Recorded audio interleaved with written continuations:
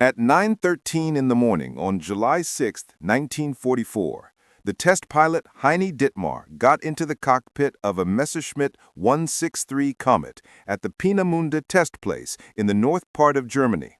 And the small aircraft on the runway weighed around 4,000 pounds, and it had no landing gear and only used a small wheeled dolly that dropped away after takeoff.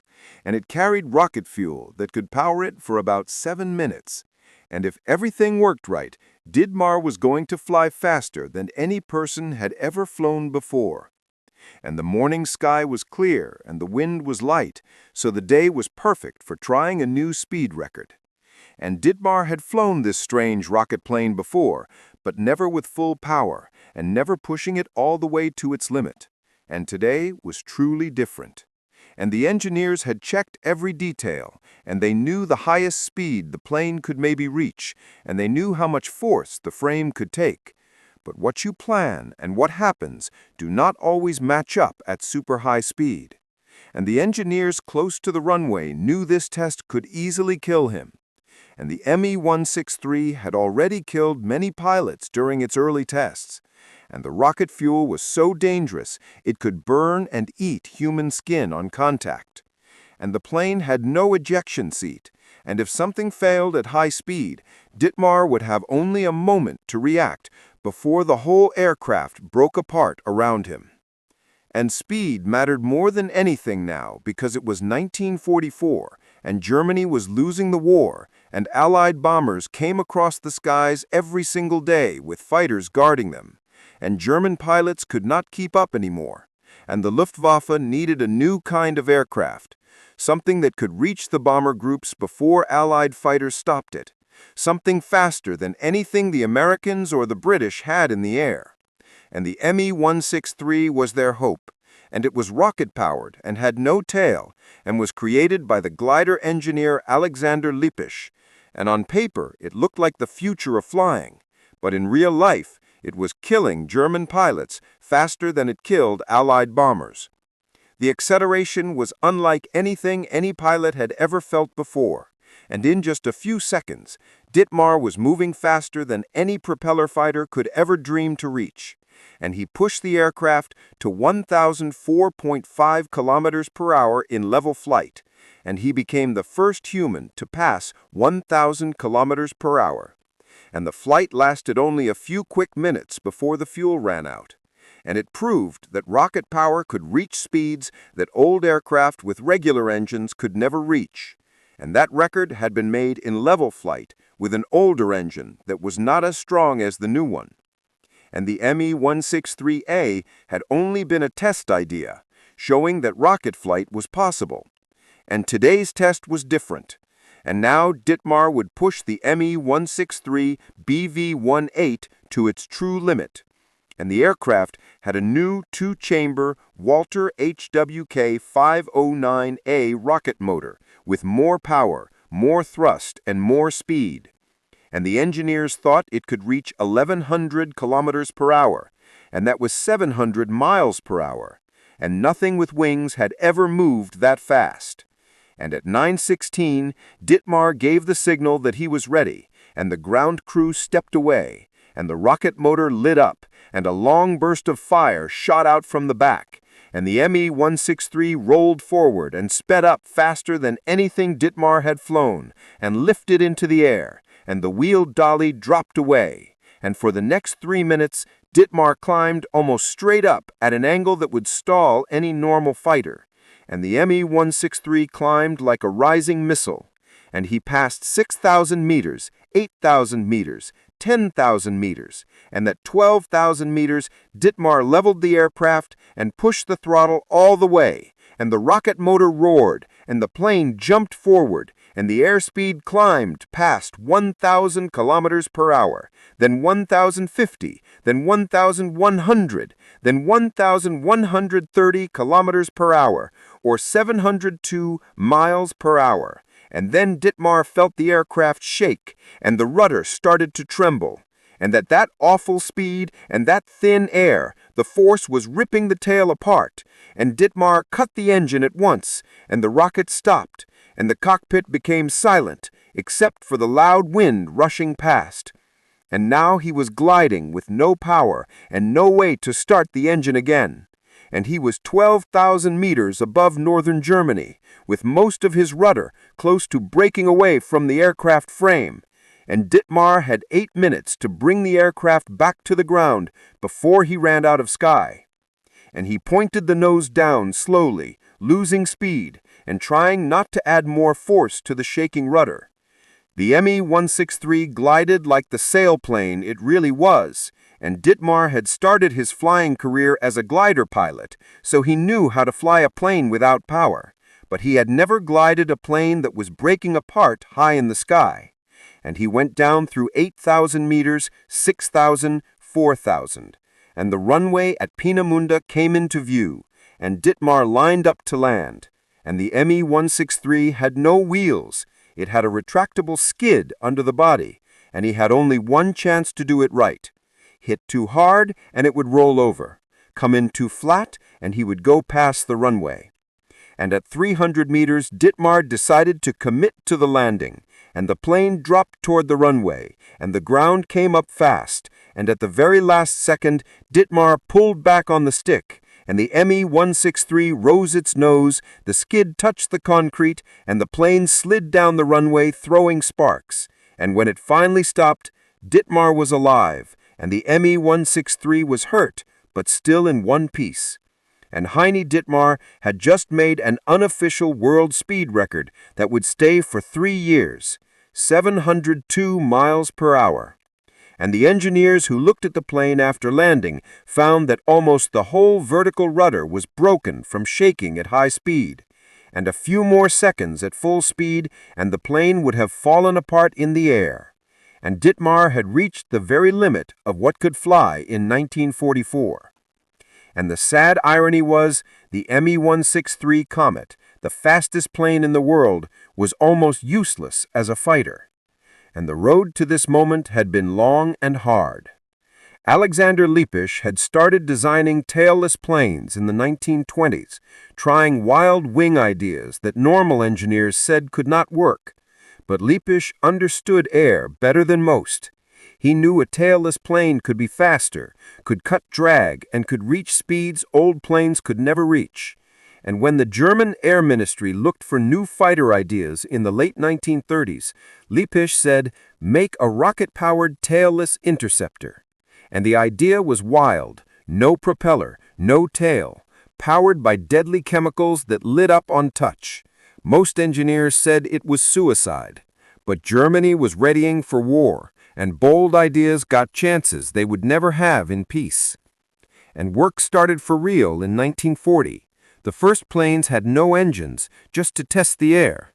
Pilots said they handled unlike anything else. The controls were sensitive. The plane wanted to climb. Everything felt strange. But it flew, and it flew well once pilots got used to it. Then powered versions with the Walter rocket came. The push was amazing, but the danger was huge. Test pilots died. Planes blew up on the ground when fueling. The rocket fuel was so dangerous it could burn and eat human skin on contact. And the plane had no ejection seat, and if something failed at high speed, Dittmar would have only a moment to react before the whole aircraft broke apart around him. And speed mattered more than anything now because it was 1944, and Germany was losing the war, and Allied bombers came across the skies every single day with fighters guarding them. And German pilots could not keep up anymore, and the Luftwaffe needed a new kind of aircraft, something that could reach the bomber groups before Allied fighters stopped it, something faster than anything the Americans or the British had in the air. And the Me-163 was their hope, and it was rocket-powered and had no tail, and was created by the glider engineer Alexander Lippisch. And on paper, it looked like the future of flying, but in real life, it was killing German pilots faster than it killed Allied bombers. The acceleration was unlike anything any pilot had ever felt before, and in just a few seconds, Dittmar was moving faster than any propeller fighter could ever dream to reach, and he pushed the aircraft to 1,004.5 kilometers per hour in level flight, and he became the first human to pass 1,000 kilometers per hour. And the flight lasted only a few quick minutes before the fuel ran out. And it proved that rocket power could reach speeds that old aircraft with regular engines could never reach. And that record had been made in level flight with an older engine that was not as strong as the new one. And the Me-163A had only been a test idea, showing that rocket flight was possible. And today's test was different. And now Dittmar would push the Me-163 BV-18 to its true limit. And the aircraft had a new two-chamber Walter HWK-509A rocket motor with more power, more thrust, and more speed. And the engineers thought it could reach 1,100 kilometers per hour, and that was 700 miles per hour. And nothing with wings had A pilot could fly under a bomber group, and photoelectric cells would see the bomber's shadow and fire the mortars automatically, so the pilot would not need to aim at all. And the system was tested, and it destroyed at least one Lancaster bomber. But the Jugfast was never used much. Most Me-163 pilots had to depend on their 230mm cannons, trying to hit bombers while flying faster than racing cars today. Fastfeldwebel's Siegfried Schubert was the most successful Me-163 pilot. He shot down 3 Allied bombers. His first confirmed kill came on August 16, 1944, when he attacked a group of B-17s. Schubert climbed up in his Me-163, got above the bombers, and dove through them at full speed. He fired a short burst from his 30mm cannons as he passed a B-17. The bullets hit the bomber wing, the wing bent, the B-17 fell out of formation. Schubert scored his second and third kills on August 24, 1944. In one mission, he attacked another B-17 group, destroyed one bomber on the first pass, climbed back up on rocket power, and dove through again. His second victim fell smoking.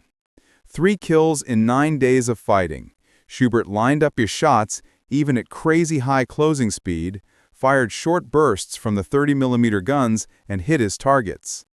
But on October 7, 1944, Schubert was killed when his Me-163 blew up during takeoff.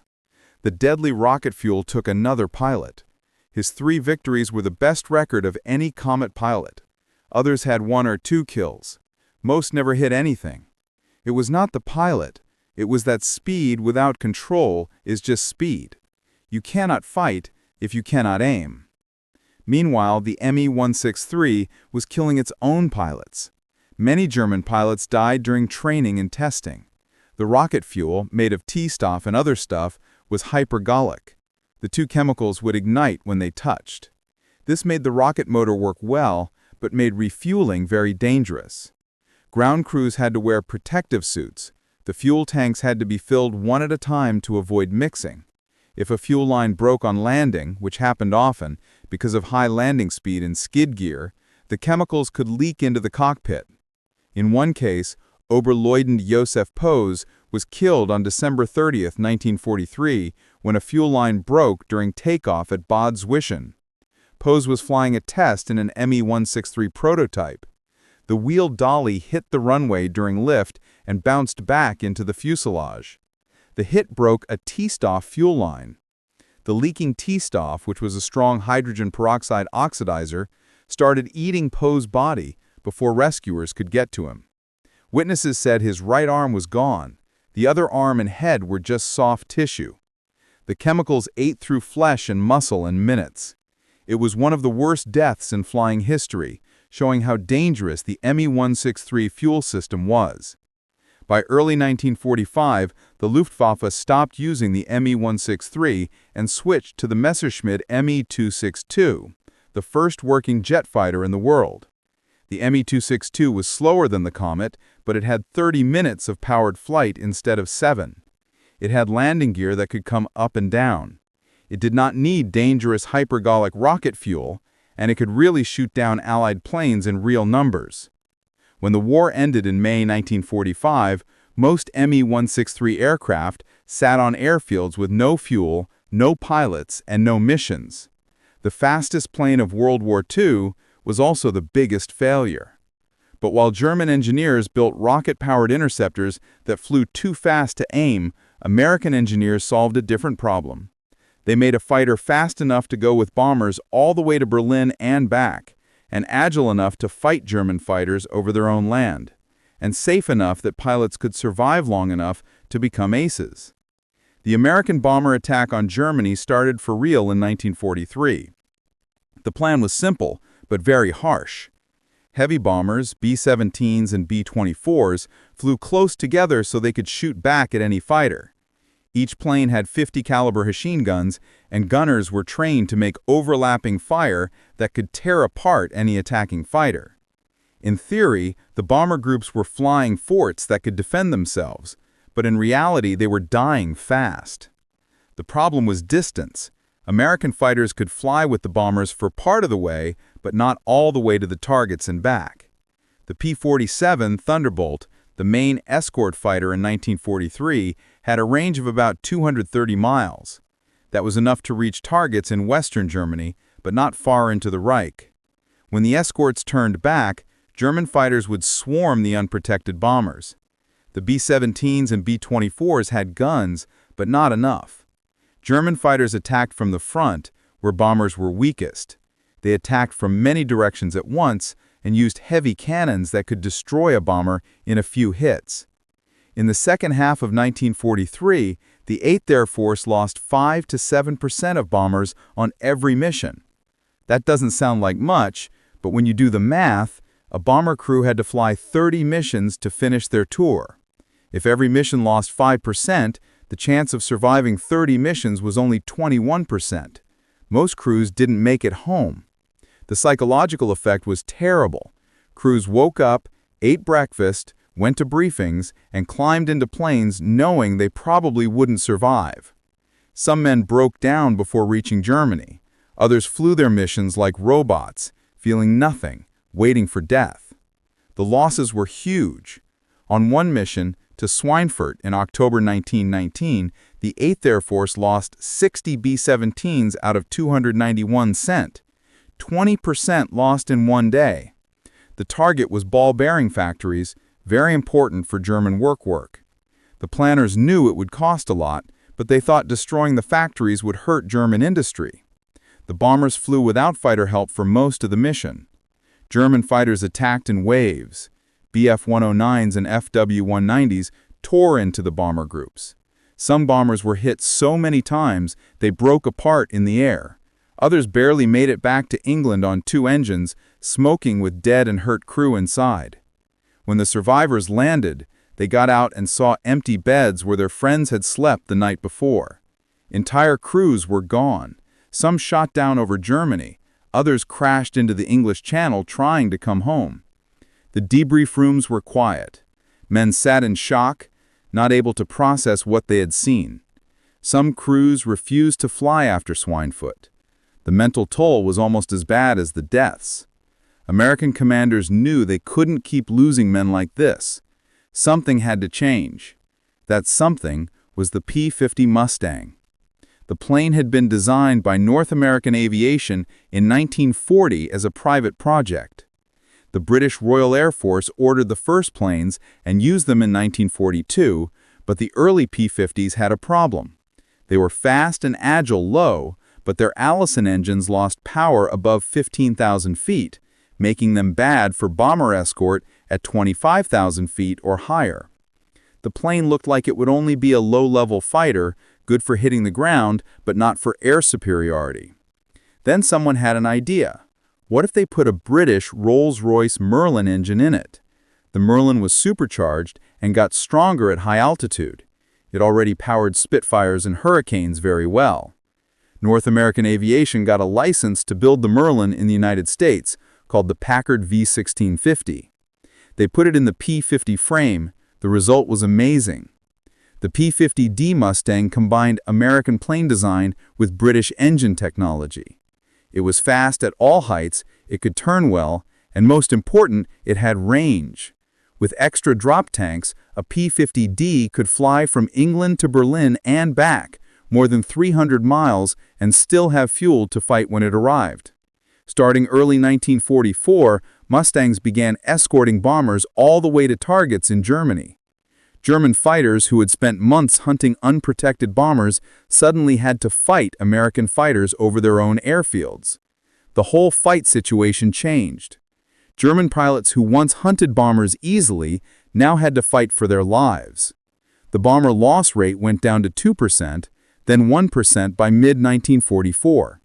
American bombers were flying to Berlin in daylight, with fewer losses than they had when attacking targets in France a year before. The Mustang made this possible. On October 12, 1944, First Lieutenant Chuck Yeager was flying a P-50D Mustang he named Glamorous Glen, II, over northwestern Germany. Yeager was 21 years old, from Hamlin, West Virginia, and he had already been shot down once, escaped capture with the help of the French resistance, made his way to Spain, and talked his way back into combat even though rules said evaders couldn't fly over enemy land again. He was escorting B-17s on a raid near Bremen. His squadron of 16 Mustangs flew at 25,000 feet. When Yeager saw a group of Messerschmitt Bf-109s below, he counted 22 German fighters. The Germans had not seen the Mustangs yet. Yeager and his squadron got into position and attacked out of the sun. What happened next became one of the most famous dogfights of the war. As Yeager moved his P-50 to fire at a Bf-109 behind the German fighter, suddenly turned left and hit his wingman. Both German pilots bailed out. 2 victories without firing a shot. Then the sky exploded into a crazy turning fight, Bf-109s and P-50s spinning and diving every way. Yeager saw another Bf-109 and fired from 600 yards. Another Bf-109 came at him from behind. Yeager turned, got on the German tail, and fired again. Another kill. His 4th now. The dogfight went down from 25,000 feet to 15,000. German pilots tried to get away. Yeager saw a 5th Bf-109 trying to escape. He chased it and destroyed it. 5 enemy planes in one mission. Yeager became an ace in a day. The whole fight lasted less than 15 minutes. When the smoke cleared, Yeager's squadron had destroyed 8 of the 22 German fighters without losing one Mustang. It was a one-sided victory, impossible a year earlier. The P-50 gave American pilots the tools to control German airspace. Yeager landed back at base with 587 rounds of .50 caliber used and not a single hole in his plane. The P-50D did exactly what it was made to do. Fast enough to catch German fighters, able to turn and win dogfights, safe enough to bring Yeager home. His report showed all details: plane serial numbers, altitude, ammunition spent, enemy types, witnesses. The rules of air combat needed records, but behind the numbers were life and death moments at 300 miles per hour. The P-50D Mustang was not the fastest fighter in World War II. Its top speed was 440 miles per hour, slower than the Me-163 Comet at 700 or the Me-262 Jet at 540. But the Mustang had something more important than speed. It had range. A P-50D could fly from England to Berlin and back, more than 300 miles, and still have fuel to fight when it arrived. No other fighter in the world could do that in 1944. German fighters were faster. British Spitfires turned better at low height. Soviet Yaks climbed faster and reached high altitude quicker. But the Mustang was good enough at everything that mattered. It could fly high, fly far, fight hard, and bring pilots home. Sometimes being good enough at all is better than being perfect at one and terrible at the rest. Chuck Yeager flew 64 combat missions in P-50 Mustangs. He shot down 11.5 enemy planes. The half came from sharing a kill with another pilot. He also shot down one Me-262 jet, one of the few Americans to get a jet kill during the war. That kill was on November 6, 1944, near Amma Airfield in Germany. Yeager was leading a flight of P-50s when he saw Me-262 jets attacking bombers above them. The jets used their speed to climb away and disappear into clouds. Yeager could not catch them. No Allied fighter could catch an Me-262 that wanted to run. But he noticed something important. The jets went into clouds and did not stay to fight. That meant they were low on fuel or ammo, or both. Eventually, they would have to land. Yerger went below the clouds to look for Me-262 bases. He knew they couldn't fly far with high fuel use. He saw one jet getting ready to land at Amma. The pilot was focused, landing gear down, flaps out, speed low. The jet was weak. Yerger dove from above, built speed, got within 400 yards and fired a burst. His bullets hit the wings. The Me-262 crashed a few hundred feet short of the runway, rolling across the ground. Yerger got a distinguished flying cross for that kill. He learned the Me-262 weakness. It was fast in air, but weak on takeoff and landing. The Jumo 0004 engines needed time to reach full power on takeoff. The Me-262 was moving, but not fast enough, so Allied fighters diving could catch them on landing. The jets had to slow down, put landing gear down, and follow the approach. Once committed, they could not stop. German pilots called final approach the Valley of Death. American fighters waited. After the war, Yerger became a test pilot. On October 14, 1947, he flew the Bell X-1 rocket plane past Mach 1, first person to break the sound barrier in level flight. The X-1 reached Mach 1.06 at 45,000 feet over Rogers Dry Lake in California. The flight made Yerger famous. Years later, reporters asked which was harder, the X-1 or the P-50. Yerger said the X-1 was faster, but the Mustang was harder to keep alive in combat. The X-1 only had to go straight fast. The Mustang had to go fast while being shot at. Yerger understood something important about planes. Speed matters, but staying alive matters more. The fastest plane in the world is useless if it kills you. The P-50 was not the most glamorous or the most new, but it did its job, mission after mission, and brought pilots home. That made it one of the most successful fighters in history. Meanwhile, the Germans were also building jet fighters that actually worked. The Meshmiter Me-262 Schwabler entered combat in July 1944.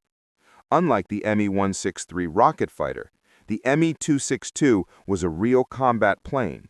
It had landing gear that went up and down, long flight time to finish a mission, and heavy weapons that could destroy a bomber in one pass. It was also faster than any Allied fighter. The Me-262 had a top speed of 540 miles per hour. The fastest Allied fighter, the P-50 Mustang, went 440. That 100-mile-per-hour advantage let Me-262 pilots attack bombers and escape before American escorts could react. The Me-262 had four 30mm cannons. Each gun fired exploding shells that could tear a bomber apart. One short burst from all four guns could destroy a B-17. German pilots said flying the Me-262 felt like flying in the future. The speed increase was smooth, not like piston engines that shook and vibrated. The cockpit was quiet, no propeller noise, just the smooth whine of turbines. The plane climbed up easily but used fuel fast. And the engines were weak. Allied commanders adapted quickly. Fighter squadrons were sent to watch known Me-262 bases. When a German jet took off or landed, American fighters attacked it when it was weak. The Germans tried to fix this by taking off and landing at certain times. They launched many jets together, hoping to overwhelm American fighters. Sometimes it worked, often it did not. They tried anti-aircraft guns around bases, but that just made Americans wait high and dive through the flak. Between July 1944 and May 1945, German pilots said they destroyed 542 Allied planes with Me-262s, but real confirmed kills were lower. Record-keeping got worse as the war went on, and many claims could not be checked. The Allies shot down or destroyed on the ground more than 300 Me-262s, and only about 300 were active at any one time. The Luftwaffe was losing jets almost as fast as they built them. Situation got desperate for Me-262 pilots. They had to take off through American fighters, climb while Mustangs tried to catch them, make attack runs on bombers, then survive enemy fighters to get back home. Even with a 100-mile-per-hour advantage, odds were against them. The jets used fuel fast. Engines still failed. Many Me-262s were shot down. not by enemy planes, but by their own broken engines. Pilots returning would lose power. The Me-262 became a glider, weak to any Allied fighter. The Me-262 could have changed the war if Germany used it earlier and in bigger numbers. The plane first flew in July 1942. If Hitler had not changed it to a fighter-bomber, if Jumo 004 engines were stronger, if Germany had more fuel, by late 1944, the Me-262 might have fought Allied air control. But it came too late. By the time Me-262 units were active in big numbers, Germany had already lost the war in the air. Allied bombers were destroying German fuel plants. Synthetic fuel was very important. Every raid made it harder for Germany to keep planes flying. Without fuel, jets could not fly. By early 1945, most Me-262s sat on airfields with empty fuel tanks. Trained pilots could not get their planes off the ground. Germany built about 1,400 Me-262s, but only about 300 fought. The rest were destroyed on the ground by Allied bombs, left when fuel ran out, or captured when Germany surrendered. The irony is Germany built the fastest operational fighters of World War II, the Mi-163 Comet at 702 mph, the Mi-262 Schwabler at 540, both faster than anything the Allies had. But speed alone did not win the air war. Range mattered. Reliability mattered. Having enough fuel mattered. Most of all, having enough time to build and use advanced planes before the war ended mattered. Germany ran out of time. So who was the king of speed in World War II? If you only look at top speed, the answer is clear. The Messerschmitt Mi-163 Comet at 702 mph. No World War II plane flew faster.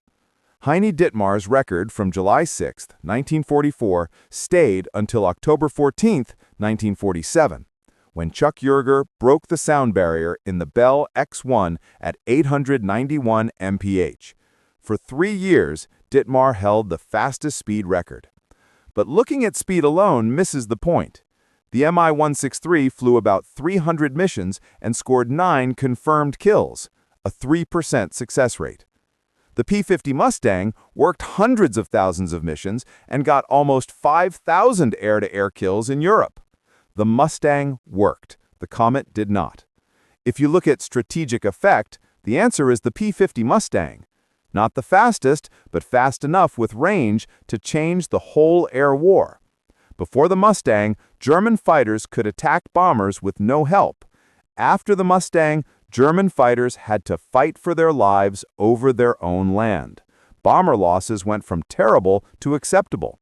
American crews started surviving tours. Germany started losing the air war. If you look at technological achievement, the answer is the Me-262 Schwabler, the world's first operational jet fighter. It showed every air force in the world what the future looked like. After World War II, every major country built jets based on Me-262 lessons. The American F-86 Sabre that fought in Korea used a swept wing from captured German research. The Soviet MiG-15 used a similar idea. The British Gloucester Meteor, also from 1944, proved jets were the future. But the Me-262 proved jets could fight in combat. Speed only matters if you can use it. The Mi-163 was so fast, its pilots could not aim. The Me-262 was fast enough to work, but was weak on takeoff and landing. The P-50 was slower than both, but reliable enough that pilots like Chuck Yeager could fly 64 missions and live. Heine Dittmar survived the war. After his speed record flight in the Mi-163, he kept test flying rocket and jet planes for Germany until 1945 when the war ended.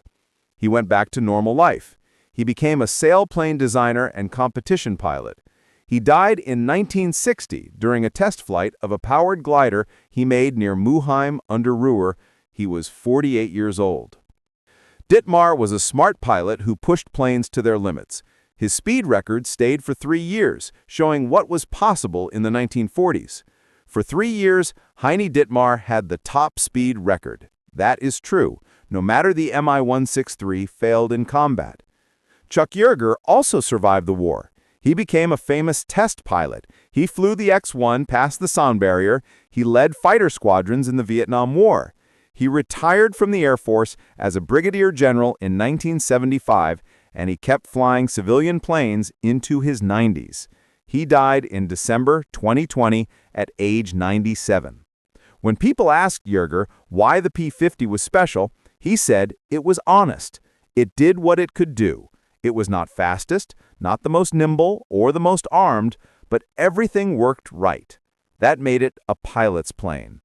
And that is the real answer to who was the king of speed in World War II. It depends what you care about. If you care about pure speed, the Mi-163 Comet was king. 702 mph, faster than any fighter until jets came in early 1950s. If you care about new technology, the Mi-262 Schwabler was king, the first jet fighter that changed how air forces thought about speed and fighting. If you care about fighting power, the P-50 Mustang was king. Not fastest, but fast enough with range to change the whole air war. 50 years after World War II ended, the United States Air Force asked old fighter pilots which plane they would pick to fly in combat again. Most picked the P-50 Mustang, not because it was fastest, but because it brought them home. If you like this story about World War II's fastest planes, please like this video. It helps us share these forgotten tech stories from the war. Subscribe for more deep dives into planes and ideas that changed history. Each story shows something new about tech and fighting. We would love to hear from you. Leave a comment saying which World War II fighter fascinates you most and why. Our group of plane fans and history lovers is all over the world.